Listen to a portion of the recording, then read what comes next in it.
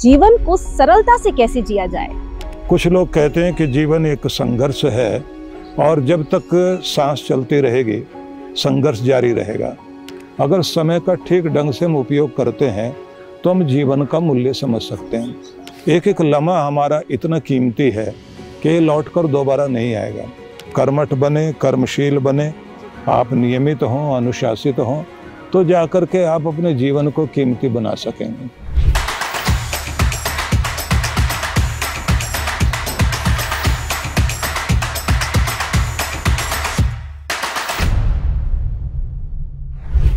हम स्वागत करना चाहेंगे प्रातः स्मरणीय परम वंदनीय भगवान तुल्य श्री सुधांशु जी महाराज का। महाराज श्री, आपके चरणों में मेरा कोटि कोटि वंदन। बहुत बहुत आशीर्वाद।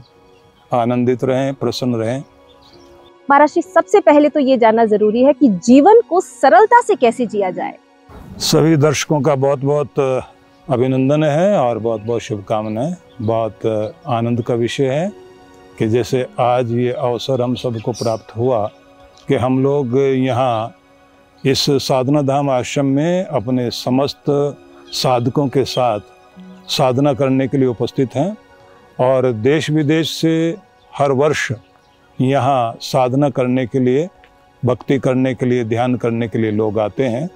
और निश्चित ही हिमालय के इस आंगन में सुंदर पहाड़ों के मध्य जहाँ हम लोग देखते हैं कि हिम शिखर हैं और पीछे देवदार के वृक्ष हैं और सुंदर हरियाली के साथ साथ सुंदर खिले हुए फूल हैं, तो ये अपने आप में एक बहुत सुंदर स्थान है। लेकिन ये बात हमेशा ध्यान रखने की है कि प्रत्येक व्यक्ति के भीतर एक सौंदर्य बोध होता है जिसे हमें अपने भीतर जगाए रखना चाहिए।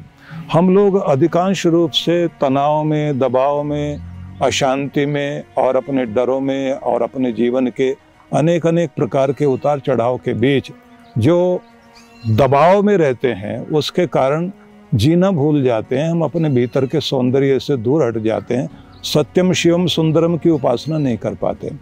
और जैसे भावना ने अभी पूछा है कि तनाव भरी इस जिंदगी में हम किस प्रकार से जीवन की कठिनाइयों का सामना करें और जीवन को किस प्रकार से हम लोग समझें, तो सबसे पहले तो मैं ये बताऊंगा आपको। कुछ लोग कहते हैं कि जीवन एक संघर्ष है और जब तक सांस चलती रहेगी संघर्ष जारी रहेगा। कुछ लोगों का कहना है कि जीवन एक खेल है और इसको खेलना पड़ेगा, हर किसी को खेलना है। अगर आप जो है इसको बोझ समझ के खेलेंगे तो निश्चित आप इसमें फेल हो जाएंगे और खेल को खेल की तरह से लेंगे, खिले हुए रह करके खेलेंगे तो जीवन ज़्यादा आनंदपूर्ण हो जाएगा। कुछ लोगों का कहना है कि जीवन एक संगीत है, आप मधुर रहिए, रिदम में रहिए, सुर के साथ जैसे संगीत का आनंद लिया जाता है ऐसे अगर आप संतुलित हैं, मधुर बने हुए हैं, रिदम के साथ हैं तो आपका जीवन बहुत सुखदायी हो जाएगा। तो इसलिए आप भीतर से अपने आप को आनंदित करने के लिए जीवन को समझें। कुछ लोगों का और भी कहना है, जो लोग ये कहते हैं कि जीवन एक चुनाव है। आपके सामने बहुत तरह से की चीज़ें होती हैं जिसमें आपको चुनना होता है, अच्छे और बुरे के बीच और सुख दुख के बीच। आप अपने सफल और असफल के बीच में चुनाव करते हैं कि आप किस तरफ जाना चाहते हैं और किस तरह से आप इस जीवन को बनाना चाहते हैं। तो मैं ये कहूँगा कि परिभाषा कुछ भी आप ले लीजिए, जीवन जब तक परमात्मा ने दिया है इसमें एक महत्वपूर्ण चीज़ है कि हम सभी लोग अगर इस जीवन को कीमती बनाना चाहते हैं तो जीवन बना हुआ है समय से।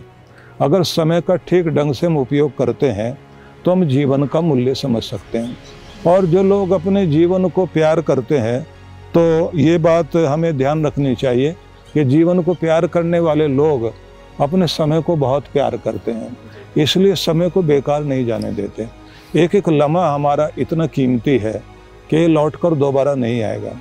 हमें ये भी याद रखना चाहिए कि अगर हमारे धन खो जाए हम दोबारा कमा सकते हैं, हमारा पद खो जाए हम दोबारा उस पद पर पहुंच सकते हैं, लेकिन अगर समय हाथ से निकल गया तो वो फिर कभी लौटकर नहीं आएगा।